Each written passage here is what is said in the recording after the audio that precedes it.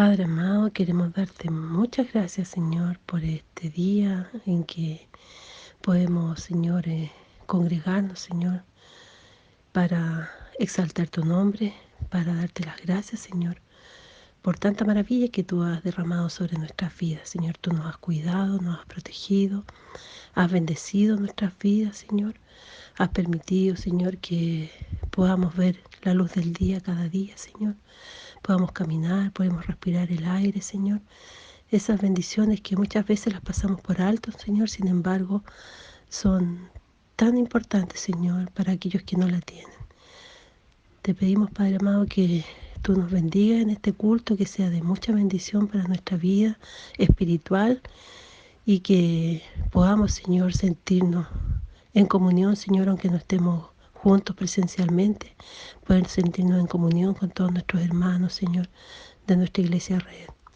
Queremos, Señor, pedirte también que tú bendiga a los que están lejos, Señor, en este momento, que están misionando, Padre. Bendice a todos los de prójimo, Señor, que están fuera, Padre, para que tú prosperes el trabajo que tú estás haciendo, que tú des palabras de vida, Señor, que tú a aquellas personas que les prediques les des el don de la fe, Señor. Tú tienes el poder, Señor, para transformar las vidas y los corazones, Señor, y te rogamos que tú les bendigas.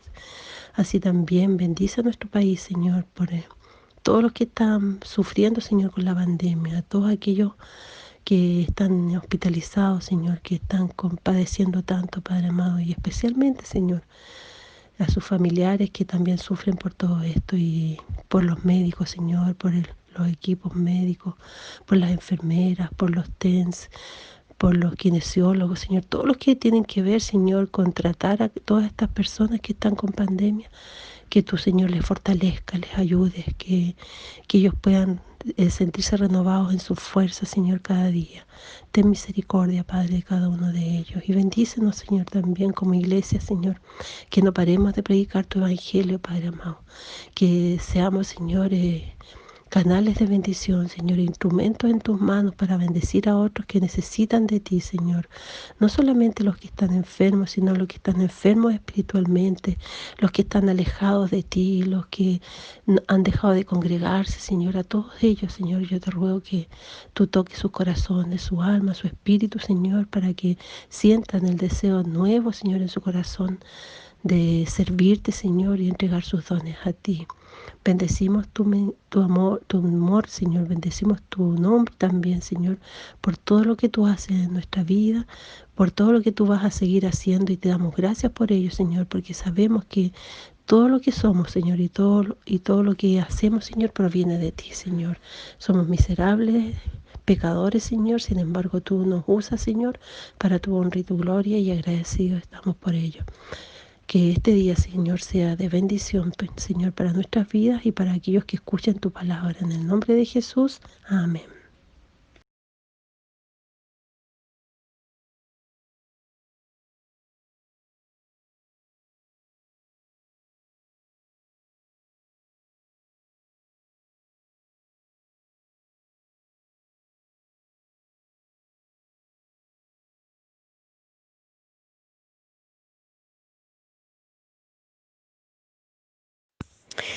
Leo en Lucas 1, versículos 26 al 38. Anuncio del nacimiento de Jesús. Al sexto mes, el ángel Gabriel fue enviado por Dios a una ciudad de Galilea llamada Nazaret, a una virgen desposada con un varón que se llamaba José, de la casa de David, y el nombre de la virgen era María. Y entrando el ángel en donde ella estaba, dijo: Salve, muy favorecida, el Señor es contigo, bendita tú entre las mujeres. Mas ella cuando le vio se turbó por sus palabras y pensaba qué salutación sería esta.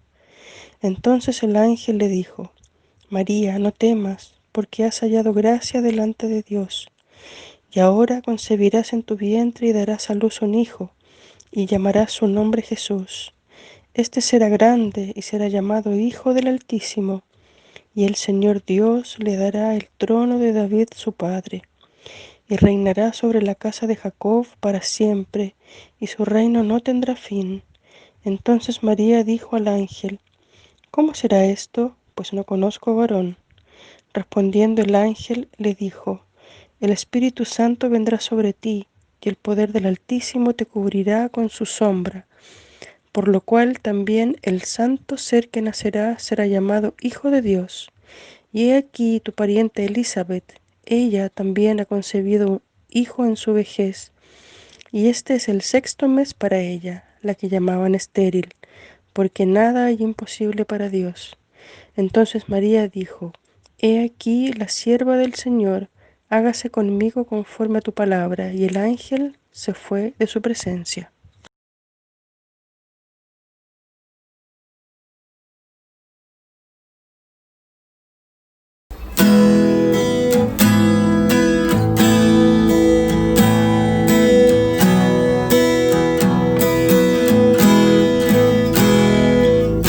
Suenen dulces himnos gratos al Señor y óiganse en concierto universal.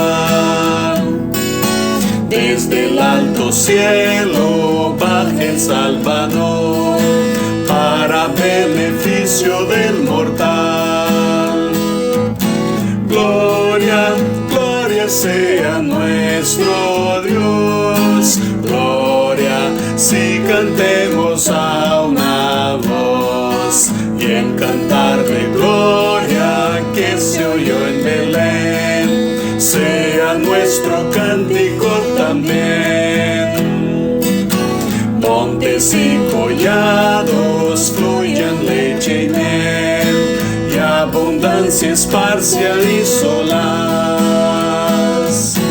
Gócense los pueblos, gócese Israel, que a la tierra viene ya la paz.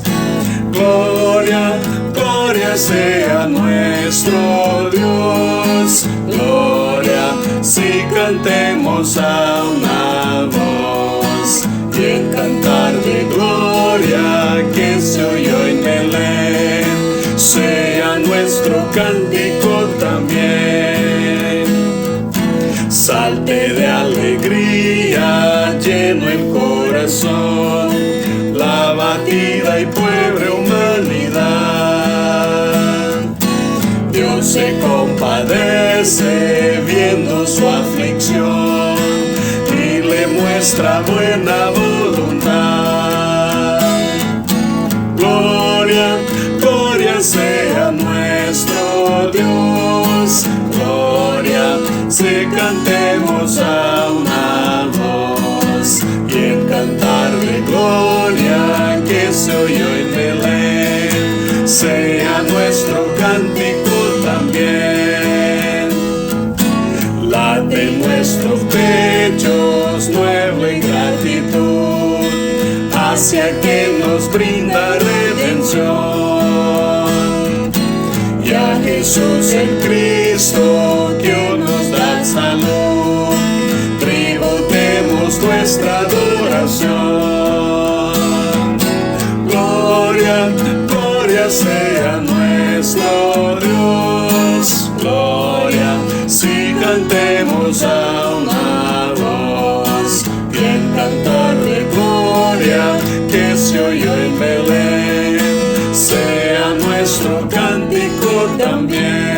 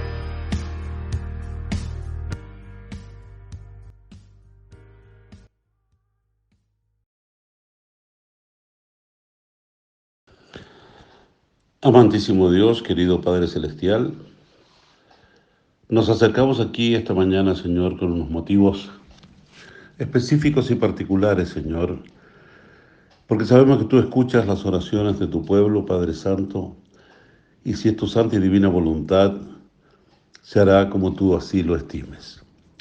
En esta mañana, Señor, queremos pedirte primeramente por el grupo de misioneros, hombres y mujeres que tú has designado para que trabajen por tu obra en el mundo, Señor, y que se han enfrentado a muchas dificultades. La situación de la pandemia tiene convulsionado a todo el universo. Y la palabra tuya, Señor, tiene que llegar también a aquellos pueblos y aquellos lugares donde se está sufriendo, se está sintiendo esta enfermedad. Dales tu fortaleza a los misioneros, dales tú la capacidad para que entreguen tu mensaje. Dales tú, Señor, todo tu apoyo a fin de que llegue al pueblo y el pueblo pueda entender que solamente tú eres el que maneja todo el mundo, Señor. Nosotros confiamos en ti, Padre Santo, y confiamos en los hombres y mujeres que tú has designado para que cumplan con la obra tuya. Del mismo modo, Padre Celestial, queremos agradecer esta mañana por los diezmos y las ofrendas que tu pueblo ha traído hasta el altar, Señor, a fin también de que sean bien utilizados para que las personas que la administren lo puedan hacer con sabiduría, Señor, y que se puedan cumplir también la obra aquí en nuestra tierra, en nuestro país. Padre amado, es una gran satisfacción poder conversar contigo, Señor. Sabemos que tú escuchas nuestras peticiones y que tú escuchas nuestros ruegos. Sabemos que tú no nos abandonas, Padre Santo, sino que por el contrario estás siempre con nosotros y en nuestros corazones y en el de nuestras familias y en el de nuestros hermanos. Por eso, Padre amado, en esta mañana te pedimos que tú, una vez más, escuches nuestros ruegos y seas con tu pueblo, Señor, sin abandonarlo nunca. Las peticiones las hacemos en el nombre de Jesús, nuestro Señor y Salvador. Amén.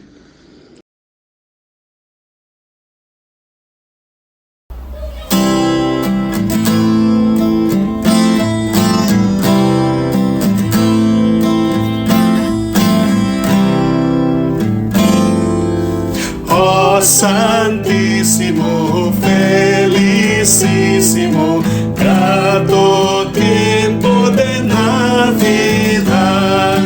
Al mundo perdido, Cristo le ha nacido. Alegría, alegría cristiana.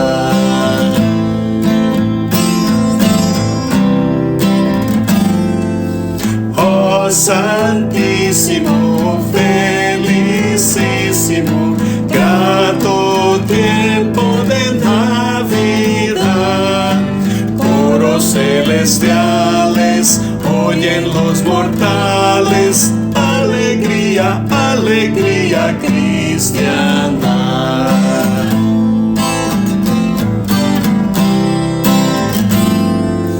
Oh Santísimo, felicísimo, grato tiempo de Navidad. Príncipe del cielo, danos tu consuelo. Alegría, alegría cristiana.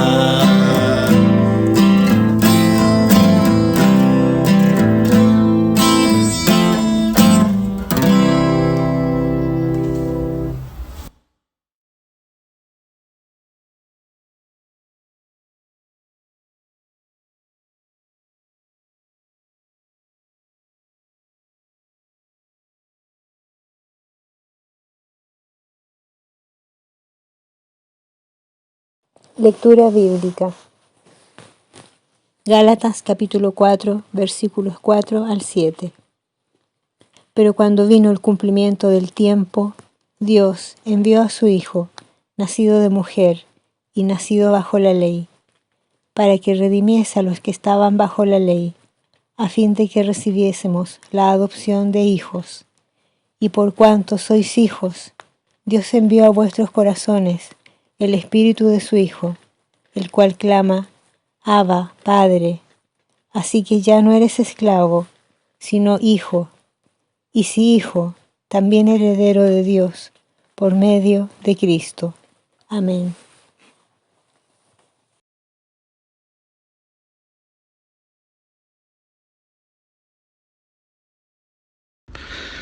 Amado Dios, estamos ante tu presencia, inclinando nuestro rostro, Padre Santo, para poder expresarte y reconocer, tal cual como somos, que somos pecadores, que realmente ni siquiera nos deberíamos llamar hijos tuyos, Padre Santo. En estos momentos de confesión realmente queremos entregarte nuestra vida entera y queremos reconocer de que somos personas que cometemos errores, Señor, que erramos porque no estamos bajo tu dirección, Padre Santo, cuando más lo necesitamos.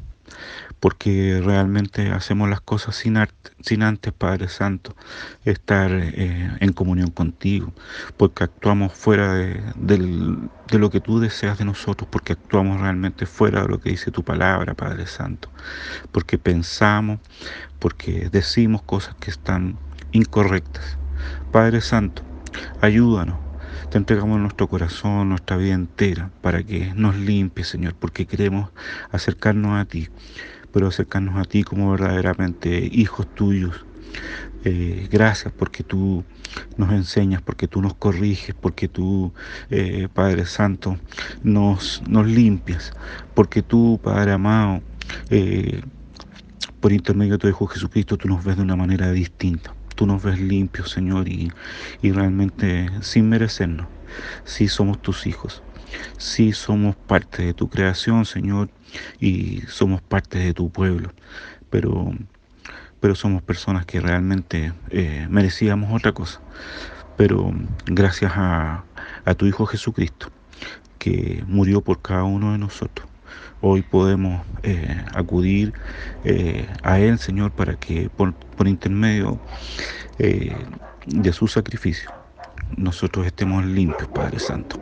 Quédate con nosotros, acompáñanos, protégenos, Señor.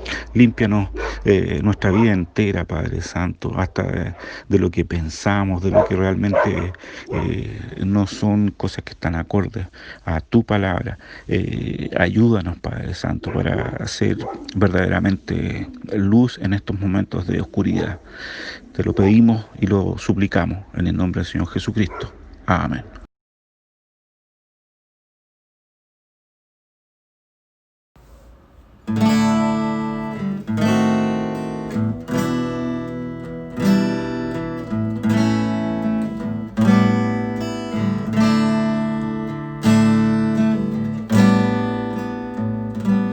Ave, huela de Belén, afortunada tú, pues en tus campos brilla hoy la sempiterna luz.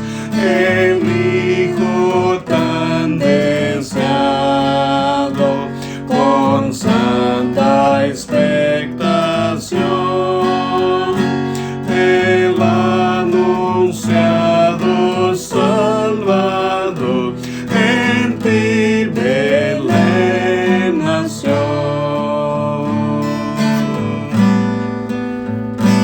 Hallado el Redentor nació, los ángeles están velando todos con amor al niño sin igual. Estrellas rutilantes, a Dios la gloria dan, pues hoy el cielo nos mostró su buena voluntad.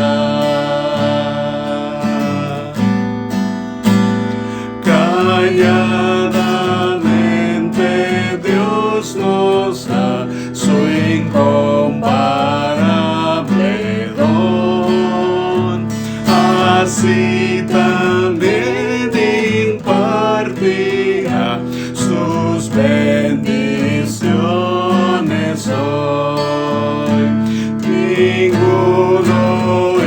oído acaso perciba su venir, mas el humilde corazón le habrá de recibir.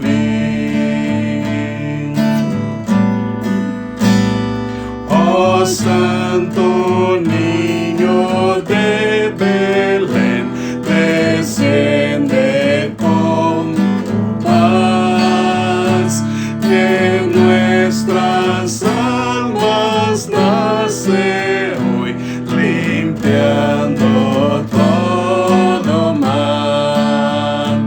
Los ángeles del cielo te anuncian al nacer.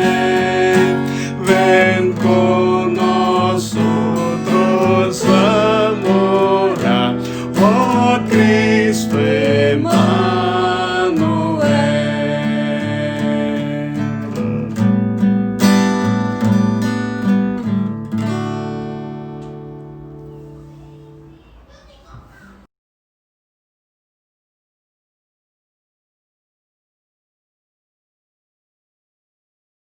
Hola, muy buenos días.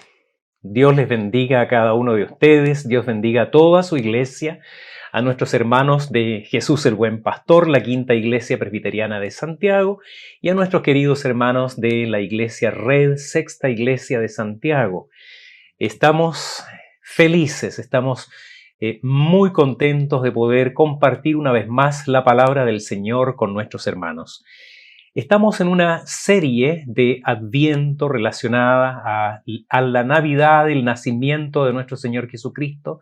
Estamos a muy pocos días de celebrar una vez más el nacimiento de nuestro Salvador, alrededor de 10 días más, y estaremos recordando ese día glorioso para la humanidad, independiente de que haya sido o no un 24 de diciembre, es la fecha que la Iglesia cristiana en el mundo celebra el nacimiento del Señor. Y eso es lo que anima nuestros corazones, es lo que por siglos ha animado a la Iglesia a celebrar esta, que para mí al menos es la segunda fecha más importante del calendario eclesiástico. La primera es Semana Santa, especialmente el Domingo de Resurrección. Nuestra serie le hemos llamado Jesús, ¿quién dices que soy? Es el Señor Jesucristo preguntando una vez más a la iglesia, ¿y tú, quién dices que soy yo? Y el domingo pasado dimos 3 razones para hablar acerca de quién es Jesús, que en cierto modo son razones negativas. Señalan malas concepciones respecto de quién es el Señor Jesucristo, originadas, como dijimos, por un lado, en el racionalismo intelectual del siglo XVII en adelante, que cuestionó todo lo que nosotros consideramos histórico y verídico respecto de Jesucristo, especialmente sus milagros, su nacimiento virginal, su resurrección, originadas también en el liberalismo teológico que vino como reacción al racionalismo y que desde dentro de la Iglesia cuestionó también algunos de los dogmas más importantes de la fe cristiana respecto de quién es Jesucristo, o los cuestionamientos de una era posmoderna, del tiempo actual, en que por causa de la tensión que existe entre la cultura y la fe, la religión, particularmente el cristianismo ha sido objeto de ataques porque se le considera peligroso para el progreso de la cultura, el progreso de la sociedad contemporánea. Ellas son, como decíamos, algunas razones negativas. Sin embargo, también se pueden enumerar razones muy positivas para hablar acerca de quién es Jesús. Y quien me mostró en estos días esta necesidad fue el doctor Eber Carlos de Campos en su libro Las dos naturalezas de Cristo, que enumera al menos las siguientes, y estoy condensando algunas de ellas. Él dice: el conocimiento de Cristo es importante porque las personas necesitan conocer a Jesucristo. Y para ello, los cristianos debemos tener muy claro y tener respuestas muy concretas y adecuadas, correctas, respecto de quién es Jesús. En segundo lugar, porque el conocimiento de Jesucristo es superior a otros conocimientos. El apóstol Pablo dijo de Jesús, en quien, Cristo, están escondidos todos los tesoros de la sabiduría y del conocimiento. Colosenses capítulo 2, versículo 3. En tercer lugar, porque es el centro de las Escrituras. El conocimiento del Señor Jesucristo es importante porque Él es el centro de la Biblia. Jesús dijo, escudriñad las Escrituras, porque a vosotros os parece que en ellas tenéis la vida eterna, y ellas son las que dan testimonio de mí. Toda la Biblia habla de Jesucristo. Él es el tema central, el personaje principal de la narrativa bíblica. Esto lo dice Juan capítulo 5, versículo 39. El conocimiento de Jesucristo, añade, es importante porque es sobrenatural y producto de la gracia de Dios. Mateo 11, 27 dice, todas las cosas me fueron entregadas por mi Padre y nadie conoce al Hijo. Fíjese, aquí habla de conocimiento. Y nadie conoce al Hijo sino el Padre, ni el Padre conoce a alguno sino el Hijo y aquel a quien el Hijo lo quiera revelar. Así que el conocimiento de Jesucristo es sobrenatural y producto de la gracia de Dios. Y finalmente, el conocimiento de Cristo es importante porque es el descubrimiento más grande y sublime que una persona puede hacer. Filipenses 3, versículos 8 y 9 dice, y ciertamente, esto habla del apóstol Pablo, aún estimo todas las cosas como pérdida por la excelencia del conocimiento de Cristo Jesús, mi Señor, por amor del cual lo he perdido todo y lo tengo por basura para ganar a Cristo. Es decir, no hay conocimiento más sublime, más grandioso, más importante al lado de conocer la persona de Jesucristo. Todo otro elemento, todo otro conocimiento, toda otra ganancia en tu vida es nada comparado con dicho conocimiento. El domingo anterior mostramos cómo las Sagradas Escrituras anunciaron desde antiguo con una asombrosa exactitud el nacimiento, la pasión, la muerte, la resurrección y la ascensión del Señor Jesucristo al trono de Dios en los cielos. Hoy, por medio de la palabra del Señor, vamos a meditar en quién es este Emmanuel, Dios con nosotros. Jesús, el Hijo de Dios, viniendo a nuestro lugar, añadiendo a su naturaleza divina la naturaleza humana. Dios hombre, una persona, dos naturalezas, con un propósito sublime, reconciliarnos con Dios Padre. Y para ello vamos a escuchar la voz de Dios en su palabra en el Evangelio de Juan, capítulo 1, versículos 1 al 18. Evangelio de Juan 1, de los versos 1 al 18. Si no tiene su Biblia a mano, vaya a buscarla. Le doy un minuto todavía para que busque una Biblia, tráigala y por favor manténgala abierta todo el tiempo que dure la exposición de la palabra para que vaya comprobando en ella lo que estamos diciendo. Dice así la palabra del Señor. En el principio era el Verbo, y el Verbo era con Dios, y el Verbo era Dios. Este era en el principio con Dios. Todas las cosas por Él fueron hechas, y sin Él nada de lo que ha sido hecho fue hecho. En Él estaba la vida, y la vida era la luz de los hombres. La luz en las tinieblas resplandece, y las tinieblas no prevalecieron contra ella. Hubo un hombre enviado de Dios, el cual se llamaba Juan. Este vino por testimonio para que diese testimonio de la luz, a fin de que todos creyesen por él. No era él la luz, sino para que diese testimonio de la luz. Aquella luz verdadera que alumbra a todo hombre venía a este mundo. En el mundo estaba, y el mundo por él fue hecho, pero el mundo no le conoció. A lo suyo vino, y los suyos no le recibieron.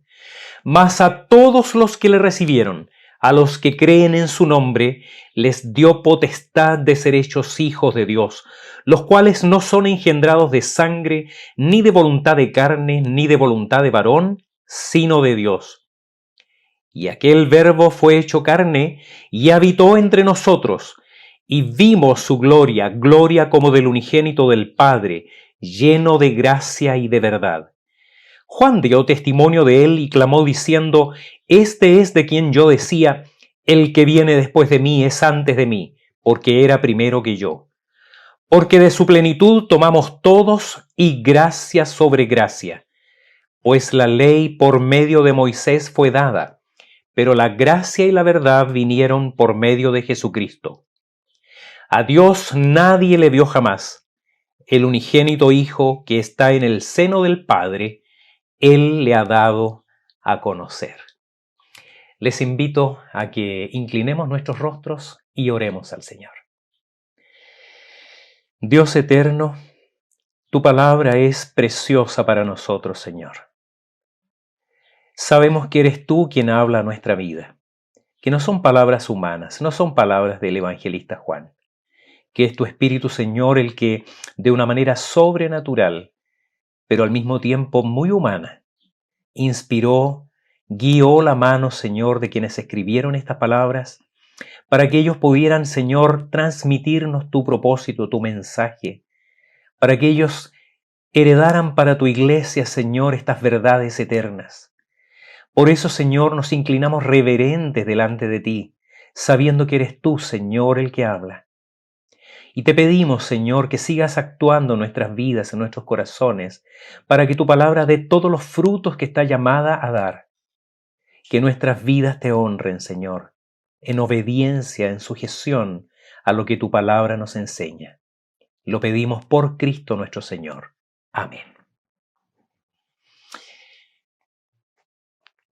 Nuestra oración, tal como orábamos recién, es que podamos saber quién es Jesús, pero que no sea solo eso, un mero conocimiento, un fundamento intelectual de una determinada postura religiosa o de una denominación cristiana.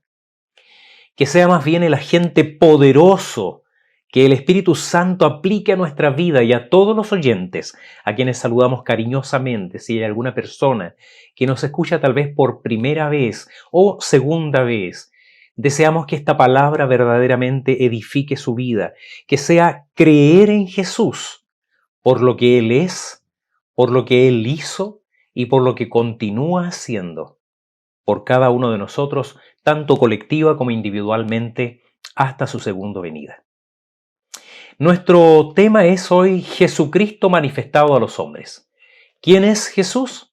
Queremos hablar hoy día de Jesucristo manifestado a los hombres.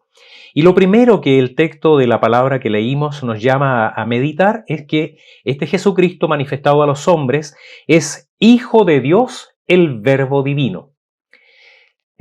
La palabra verbo divino, o el término, la expresión verbo divino, siempre ha estado en mi oído como un término asociado a algunas congregaciones o colegios católicos, pero eso es Jesucristo, el verbo divino, el verbo de Dios, Hijo de Dios. El texto, versículos 1 al 6, dice: En el principio era el verbo, y el verbo era con Dios, y el verbo era Dios.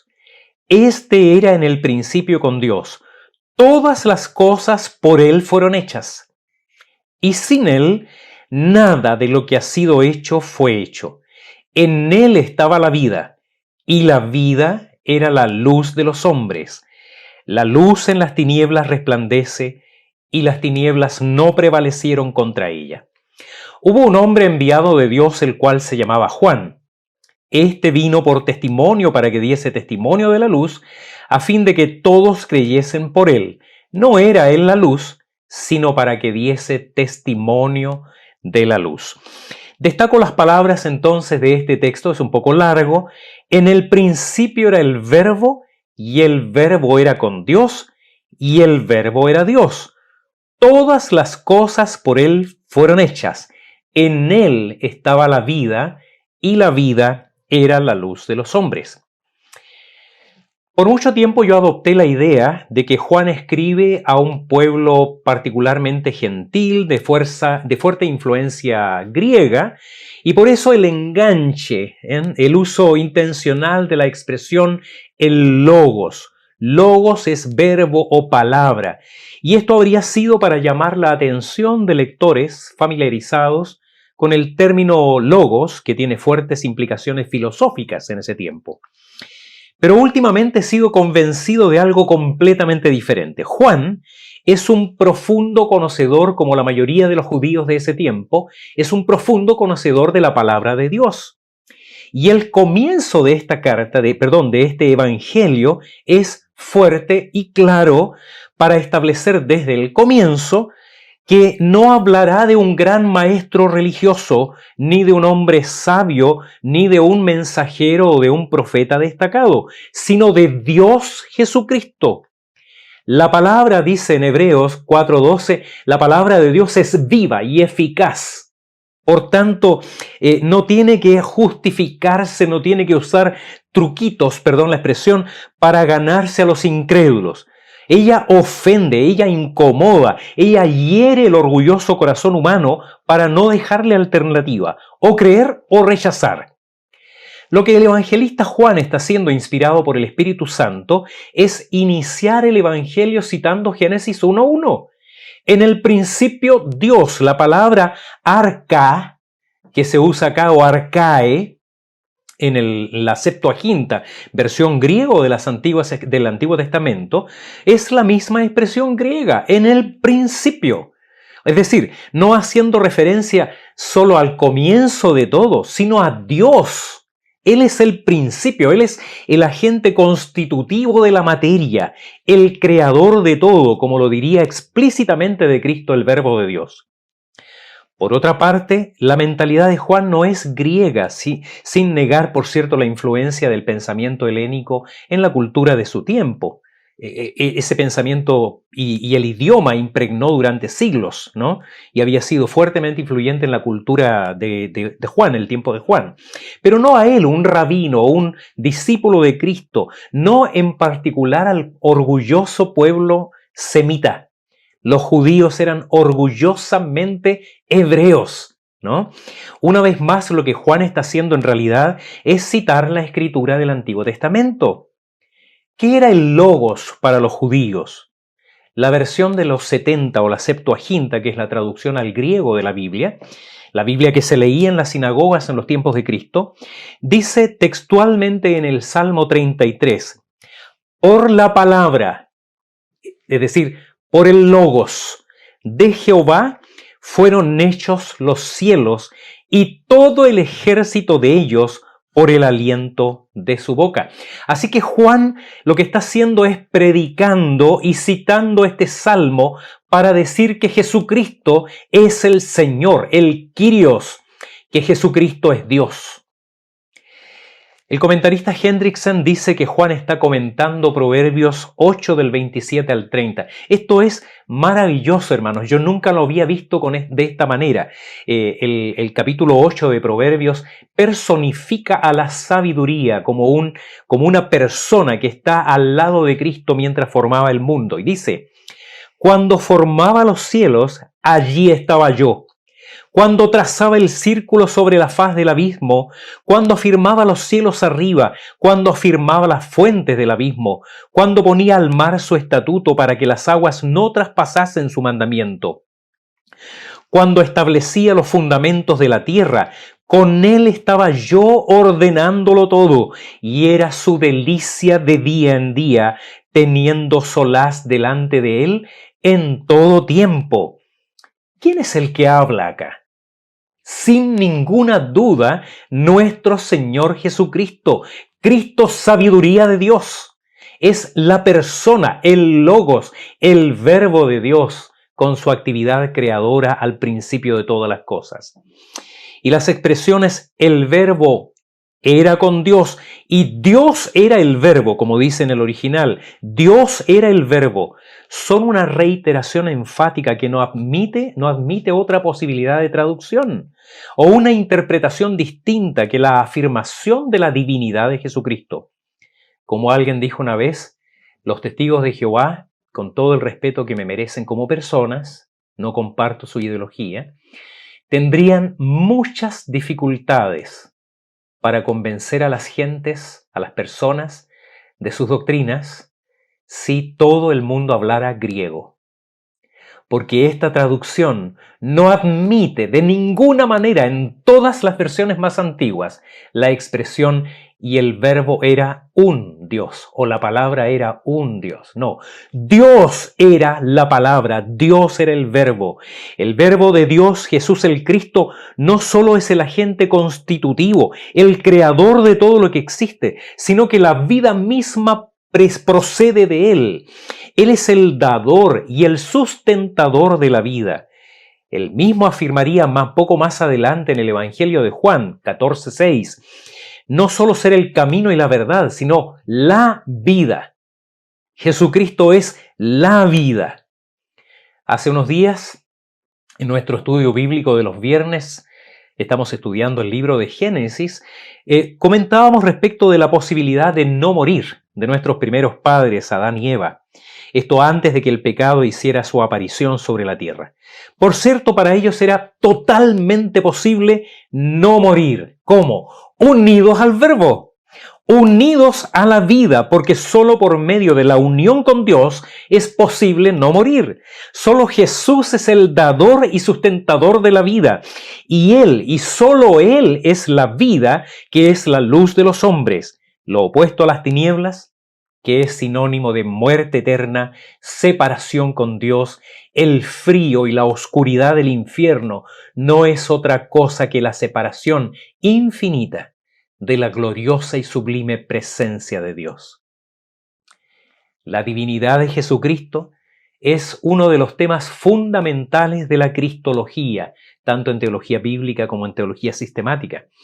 Y para quienes estén interesados en profundizar acerca del tema, si usted me escribe por interno, con mucho agrado le voy a enviar unos apuntes donde se explora el tema de la divinidad, de la humanidad y la unión de las dos naturalezas en la misma persona del Señor Jesucristo, naturaleza humana y naturaleza divina.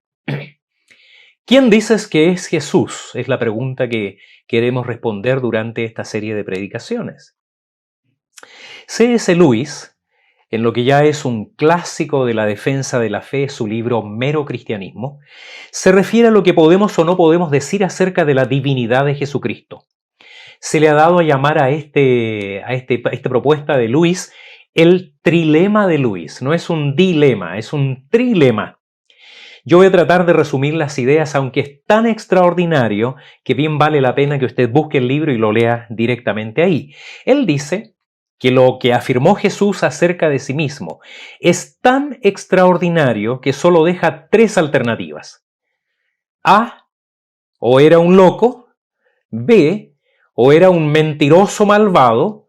O C, decía la verdad, por lo tanto era Dios. Pasa entonces C.S. Lewis a argumentar respecto a los hechos bíblicos y las declaraciones de Jesús, algunas de las más conocidas pruebas bíblicas y lógicas también de su divinidad, sumado a su carácter y el testimonio de los que lo vieron y fueron testigos no solo de su obra, sino también de su enseñanza, de las señales que él hizo, y concluye C.S. Lewis con estas palabras. Estamos tratando aquí de evitar que alguien diga la mayor de las tonterías que a menudo se ha dicho en cuanto a él, comillas. Estoy dispuesto a aceptar a Jesús como un gran maestro de moral, pero no acepto su afirmación de que era Dios. Cierre de comillas. Eso es precisamente lo que no debemos decir. El hombre que sin ser más que hombre haya dicho la clase de cosas que Jesús dijo no es un gran moralista. Bien, ¿es un lunático que está al mismo nivel del que dice que es un huevo frito? ¿O un demonio del infierno? Tienen que elegir. O este hombre era y es el Hijo de Dios, o un loco, o algo peor. Pueden encerrarlo como a un loco, pueden escupirlo y matarlo como a un demonio, o pueden caer a sus pies y llamarlo Señor y Dios. Pero no asumamos la tonta actitud condescendiente de decir que fue un gran maestro de la humanidad. No nos dejó abierta esa posibilidad. No tenía ninguna intención de hacerlo. Así que esa es nuestra situación, enfrentados a la evidencia bíblica y al testimonio de la fe que ha sostenido la Iglesia por 20 siglos. No tenemos otra opción. Desde el comienzo, cito acá el credo niceno-constantinopolitano, este es un verdadero trabalenguas, credo niceno-constantinopolitano, años 325 y 381 después de Cristo. Nuestros hermanos en ese tiempo afirmaron lo siguiente: creo en un solo Señor, Jesucristo, Hijo único de Dios, nacido del Padre antes de todos los siglos, antes del tiempo. Dios de Dios, luz de luz, Dios verdadero de Dios verdadero, engendrado, no creado, de la misma naturaleza del Padre, que por nosotros los hombres y por nuestra salvación bajó del cielo. Cantamos hace algunos momentos al comienzo de este servicio: eres el Dios que adoramos, todopoderoso y soberano. ¿De quién cantamos aquello? Preste atención mejor a la letra. No estamos hablando de Dios Padre, estamos hablando de Cristo nuestro Señor y Dios. A Él, a Dios Jesucristo, sea la gloria en la Iglesia, ahora y por toda la eternidad. Amén. Pero la palabra de Dios continúa hablándonos acerca de la manifestación de Jesucristo y nos dice que esta manifestación de Cristo es el Hijo del Hombre, Dios con nosotros. Jesucristo es el Hijo del Hombre, Dios con nosotros. Versículos 9 y luego 14 al 18. Quiero explicar que, contrario a lo que se hace habitualmente, estoy saltándome a la última parte de este texto leído al comienzo del sermón, para luego volver a la porción central. El Señor me perdone este desorden intencional, pero es solamente con fines didácticos. Estamos respondiendo acerca de la divinidad de Jesucristo. Vamos a hablar ahora acerca de la humanidad de Jesucristo para hablar finalmente del propósito de la encarnación. Hecha esa explicación, entonces vamos al texto. Dice así la palabra: aquella luz verdadera que alumbra a todo hombre venía a este mundo. 14. Y aquel verbo fue hecho carne y habitó entre nosotros. Y vimos su gloria, gloria como del unigénito del Padre, lleno de gracia y de verdad. Juan dio testimonio de él y clamó diciendo: este es de quien yo decía, el que viene después de mí es antes de mí, porque era primero que yo. Porque de su plenitud tomamos todos, y gracia sobre gracia. Pues la ley por medio de Moisés fue dada, pero la gracia y la verdad vinieron por medio de Jesucristo. A Dios nadie le vio jamás. El unigénito Hijo que está en el seno del Padre, Él le ha dado a conocer. Luego de declarar la divinidad, preexistencia y autoridad y poder creador y sostenedor de la vida, de la creación, asombrados los lectores ahora ven una nueva declaración, tal vez más escandalosa. Aquel Dios eterno, que no es meramente un reflejo, sino la luz misma, no meramente uno que vive, sino la vida misma, está viniendo a este mundo. Ese verbo que es Dios fue hecho carne. Es decir, en obediencia al Padre, en sujeción al Padre, Él viene a la tierra, nace como uno de nosotros y pasó un tiempo, durante 33 años aproximadamente, viviendo como un hombre. Literalmente, dice el texto, puso su tienda, hizo su tabernáculo entre los hombres, es decir, ocupando un lugar y un tiempo en la historia de la humanidad. Y para que no les quede duda, dice Juan, nosotros fuimos testigos de su gloria, lleno de gracia y de verdad. Gracia y verdad son algo maravilloso que algún día podemos profundizar un poquito más. Pero él dice, yo lo vi resplandecer como el sol cuando se transfiguró delante de mí, del apóstol Pedro y de mi hermano Jacobo. Y todos lo vimos resucitado, ascender con un cuerpo glorioso. Afirmamos con toda la verdadera iglesia de Jesucristo que el Señor Jesucristo es Dios y hombre.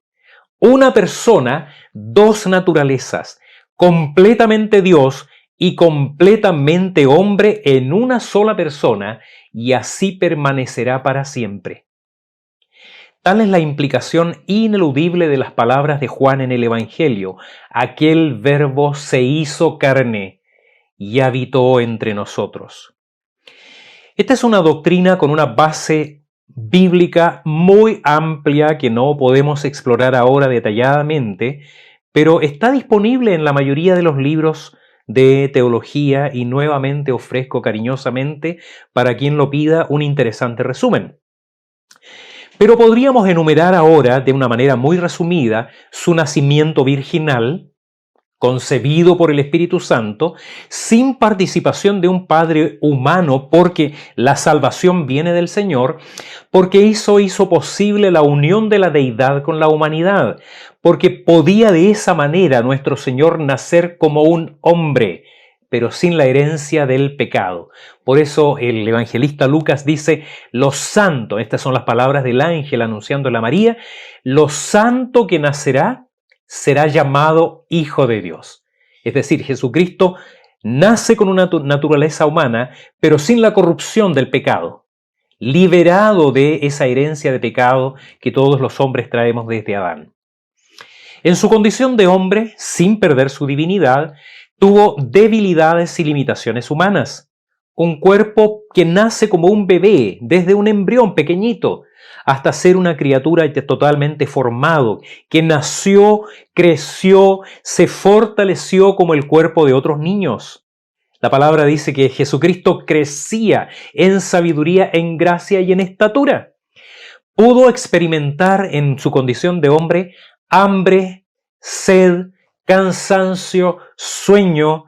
Pudo experimentar emociones muy humanas como la angustia, la tristeza, la alegría. Yo siempre me he imaginado que Jesucristo reía con frecuencia. Él debe haber disfrutado mucho las travesuras de los niños, las ocurrencias de sus discípulos. Él era absolutamente hombre, tenía un alma humana y era absolutamente necesario para el cumplimiento de su misión que él pudiera sentir dolor, sangrar, experimentar agotamiento físico hasta ser incapaz de cargar el madero de la cruz en el que su cuerpo luego sería clavado. Fue capaz de sufrir la tortura de la crucifixión y fue capaz de morir en esa cruz. ¿Por qué debía ser de esa forma? ¿Por qué no podía haber sido un ángel enviado por él mismo o un líder humano especial? Porque nosotros pecamos y el hombre fue el que ofendió a Dios y fue rebelde con él. Un hombre y no otro debía ser nuestro representante legal, así como en Adán estamos todos representados y todos pecamos. Solo él, el único preservado de todo pecado, podía obedecer en nuestro lugar activa y pasivamente toda la ley y tomar nuestro lugar, lo que ninguno de nosotros jamás podía hacer, para satisfacer completamente la ley de Dios y pagar el precio de nuestra transgresión. ¿Para qué es que el Señor usó esta forma al cumplir su plan y su propósito eterno? La palabra dice que Jesucristo toma nuestro lugar en sacrificio vicario. Hebreos capítulo 2, versículos 16 y 17 lo muestra como el mediador entre Dios y los hombres. También lo dice Primera de Timoteo 2:5, para ser el vencedor y cumplir así la perfecta justicia y el perfecto plan de Dios de reinar sobre toda la tierra. Para ser el modelo y ejemplo de vida en esta vida y para nosotros, nuestros cuerpos resucitados por toda la eternidad. Para ser nuestro fiel y leal, sumo sacerdote, sabiendo compadecerse de nosotros, Hebreos 2:18, para ser nuestro hermano mayor para siempre en el reino de los cielos, visible a los ojos de nuestra mirada humana por toda la eternidad en nuestros cuerpos glorificados. Michael Green, en su libro Iglesia local como agente de evangelización, cuenta que el agnosticismo, que es una postura muy popular en nuestros días, tiene una lógica respecto de quién es Dios muy interesante. Y yo concuerdo con él que esta postura del agnosticismo es muy popular en nuestros días. Es para la mayoría de los que no creen en Dios, es más políticamente correcto, es un poco más, suena más intelectualmente importante afirmar que se es agnóstico a que se es ateo. Suena más intelectual, más cool, ¿no? El agnóstico no dice que Dios no existe, solo que no puede ser demostrado, ni que existe ni que no existe. Luego, finalmente, para él es indiferente. La palabra agnóstico fue utilizada con el propósito de describir esa postura por primera vez por un científico llamado Thomas Huxley. Esto fue en el siglo XIX. Básicamente lo que él quiso decir es que no se puede saber si existe Dios o no. Y para el hombre, que es menos que una mota de polvo flotando en el universo, que es lo más grande que el hombre pueda conocer o llegar a conocer, y Dios es más grande que el universo. Entonces, básicamente, para el hombre que es menos que esa mota de polvo, es absolutamente indiferente si Dios existe, porque en pensamiento de otros de los agnósticos de ese tiempo, Herbert Spencer, el infinito no puede ser asido o conocido por lo finito. Lo finito, que somos nosotros, no puede asir lo infinito. Así que si Dios existe, cosa que no podemos comprobar, dice el agnóstico, es indiferente porque jamás podríamos tener conocimiento de él. Y yo me siento de alguna manera inclinado a admitir que es un razonamiento muy bueno. Es razonable, no es un pensamiento absurdo, no es una idea para nada descabellada.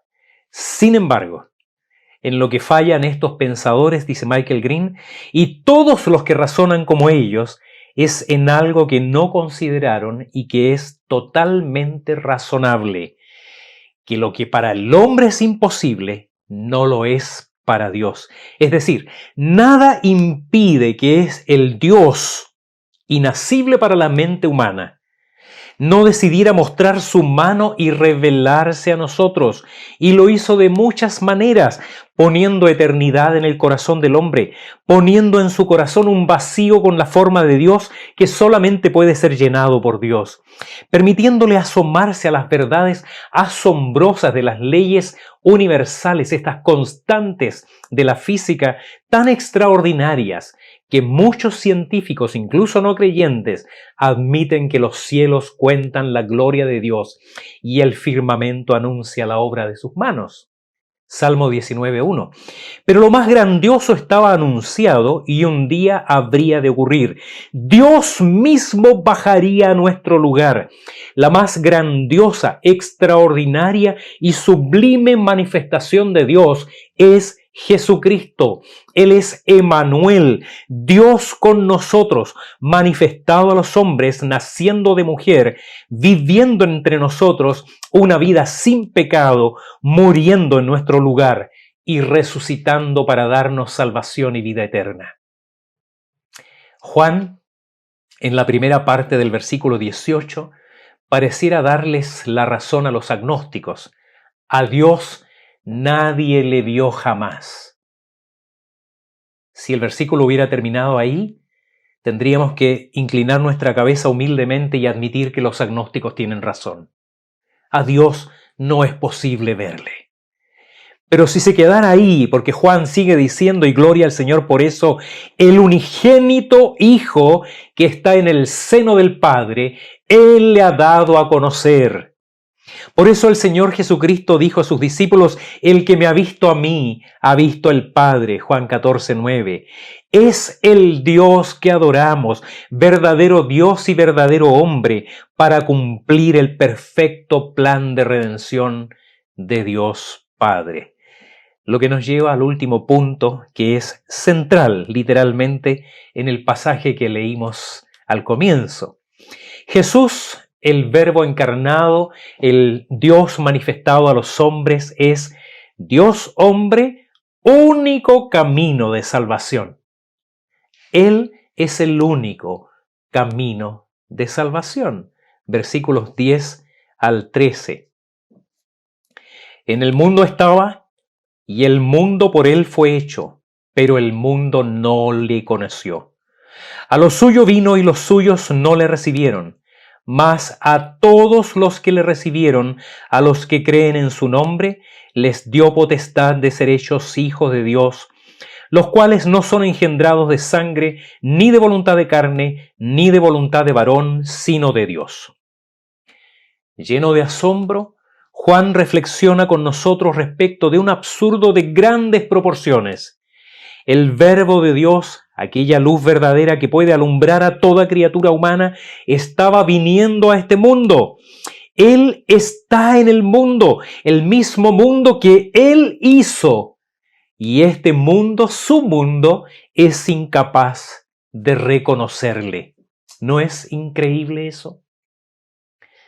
Leía tiempo atrás, se cuenta que Charles Chaplin se habría presentado en un concurso de caracterizaciones de su conocido personaje Charlotte. Y lo perdió. No ganó el propio Charles Chaplin, no ganó el concurso, lo ganó otra persona. La gente, el jurado, fue incapaz de reconocer al auténtico y prefirieron una falsificación, una imitación del personaje. La palabra dice, a lo suyo vino. Acá las opiniones de los comentaristas se dividen, no de una manera antagónica, no es esto algo tan relevante, tal vez incluso son ideas complementarias. Algunos dicen con muy buenas razones que se refiere al mundo judío, que era el pueblo de Dios, el pueblo escogido, que esperaba la llegada del Mesías. Ellos, su propio pueblo, lo menospreciaron, como leíamos el domingo pasado en Isaías 53. Otros, por otro lado, dicen que se refiere a toda la humanidad, porque el Salmo 24 dice, del Señor es la tierra y su plenitud, el mundo y los que en él habitan. Es decir, el mundo es de Dios.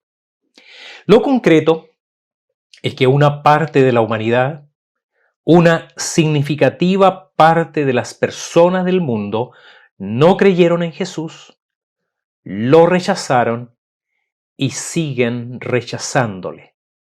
Unos con desinterés, otros violentamente, unos con odio, otros con indiferencia. Pero finalmente el resultado es el mismo. No creen en el Señor Jesucristo. Pero el texto afirma algo maravilloso que tiene que ver con la manifestación de Cristo el Señor, lleno de gracia y de verdad, porque por gracia y solo por gracia, algunos son engendrados, es decir, nacidos de nuevo, no como nacieron físicamente, por la voluntad o los deseos de sus padres terrenales, sino del corazón y por la perfecta voluntad de Dios Padre.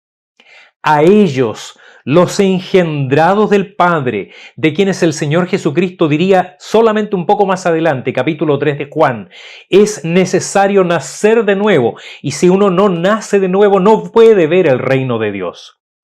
A ellos entonces, a los que son engendrados por el Padre, por gracia se les concede recibir a Jesucristo, creyendo en el nombre del Hijo de Dios, y por ello se le da el derecho legítimo de ser llamados hijos de Dios, adoptados para ser miembros de la familia de Dios desde ahora y por toda la eternidad. ¿Qué estamos diciendo con esto? Que todo el mundo, toda la raza humana un día quedará dividida en dos grupos. Los que rechazaron y los que lo recibieron. Y solo a los que le recibieron les dio potestad de ser hechos hijos de Dios, semejantes a su Hijo Jesucristo, para que Él sea el primogénito entre muchos hermanos. Romanos 8:29. ¿Cuántos son los reprobados? ¿Cuántos los escogidos? Solo Dios lo sabe. Pero podemos decir solamente con la escritura citada ahí en el libro de Apocalipsis, capítulo 7, versículos 9 y 10, que en la adoración celestial, al mismo apóstol Juan, autor de este evangelio, se le concede una mirada de la eternidad y él contempla una escena allá en el cielo. Y lo que él ve lo describe de esta forma: vi una gran multitud, la cual nadie podía contar, de todas naciones y tribus y pueblos y lenguas, que estaban delante del trono y en la presencia del Cordero, vestidos de ropas blancas y con palmas en las manos, y clamaban a gran voz diciendo: la salvación pertenece a nuestro Dios, que está sentado en el trono, y al Cordero. Es decir, el Cordero de Dios Jesucristo, que quita el pecado del mundo, es el que está en el trono de Dios, y delante de él una inmensa multitud de creyentes que entregaron su vida a Jesucristo, estarán por la eternidad rindiéndole adoración y toda la gloria solamente a Él, que es el Salvador. ¿Estarás ahí en ese grupo? Solo hay un camino, solo hay una forma de asegurarse. Juan dice en este Evangelio, capítulo 20, versículo 31, que estas cosas se escribieron para que creáis que Jesús es el Cristo, el Hijo de Dios, y para que creyendo tengáis vida en su nombre. Así que, querido que estás oyendo este mensaje, si aún no has hecho esta maravillosa decisión en tu vida, recibe a Jesucristo como tu Señor y Salvador, creyendo que Él murió por tus pecados. Confiesa que necesitas su perdón, que no puedes confiar en tu justicia, que no puedes salvarte a ti mismo. Descansa solamente en lo que Cristo es, en lo que Él hizo por ti y en lo que continuará haciendo hasta que regrese por su iglesia. Y solo de esa manera serás un verdadero hijo de Dios. ¿Quién dices que es Jesús? En tiempos de su ministerio terrenal, las gentes pudieron hacerse una idea y una convicción acerca de quién Él era porque lo vieron, porque le oyeron predicar, porque fueron testigos de las señales poderosas que Él hizo. En este tiempo, Jesús es dado a conocer por nuestro testimonio como creyentes. Es la iglesia la que lleva el mensaje de la palabra de Dios y ella está en nuestros labios, pero también en nuestros actos. La evidencia bíblica es contundente. Jesús es el Señor. Él es el verdadero Dios y verdadero hombre. Dos naturalezas en una misma persona. Pero esto no es una mera curiosidad teológica. No es solamente una singularidad de la religión cristiana. Por cierto, solo el cristianismo sostiene una verdad como esta. Es en ese sentido una fe única, singular. Pero hermanos, esto es mucho más que una singularidad, una curiosidad. Esta es una verdad crítica. Es esencial en el Evangelio. Lo que crees acerca de quién es Jesús, el Hijo de Dios, hombre, determinará el destino final de tu alma y te hace responsable respecto de cuantos perecen en su ignorancia, si tú, sabiéndolo, omites anunciar el Evangelio. Dios, en su bendita gracia, no solo alumbre nuestro entendimiento, sino que abra nuestros corazones a estas verdades eternas, que ellas nos impacten, nos inquieten, que no nos dejen indiferentes, que nos permitan levantarnos de este lugar dispuestos a compartir la fe que el Señor por gracia puso en tu corazón, haciéndote hijo de Dios, para que muchos otros que aún están en tinieblas puedan conocer a este que es la luz verdadera y la vida de los hombres. Que el Señor bendiga a cada uno de ustedes. Les invito a orar. Eterno Dios y buen Padre, te damos infinitas gracias, Señor, por tu palabra. Y una vez más, Señor, te pedimos que ella no nos deje indiferentes.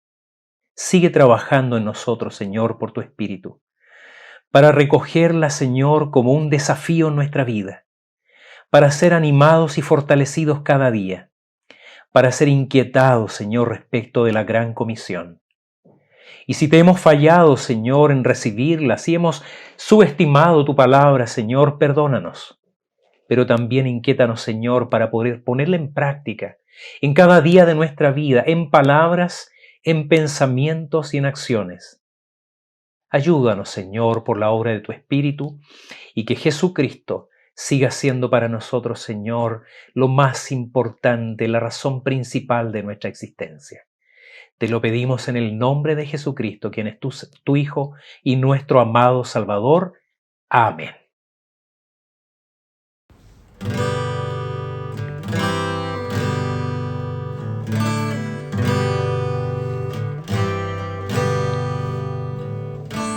Noche de paz, noche de amor, todo duerme en derredor,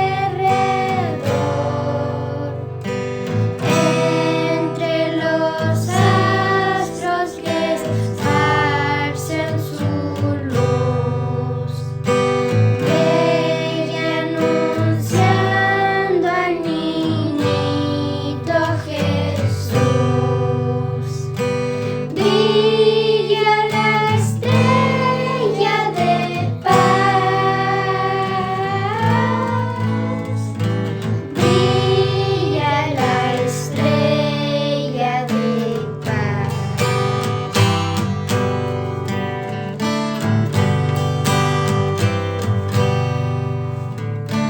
Noche de paz, noche de amor, en el campo al pastor, coros celestes proclaman salud, gracias y glorias en su plenitud,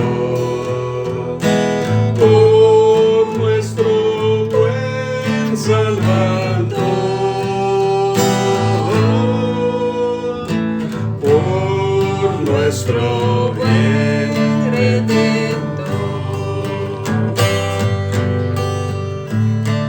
Noche de paz, noche de amor, desde bello resplandor, luz en el rostro del niño Jesús, en el pesebre del mundo a la luz, astro de eterno fulgor, astro de eterno fulgor.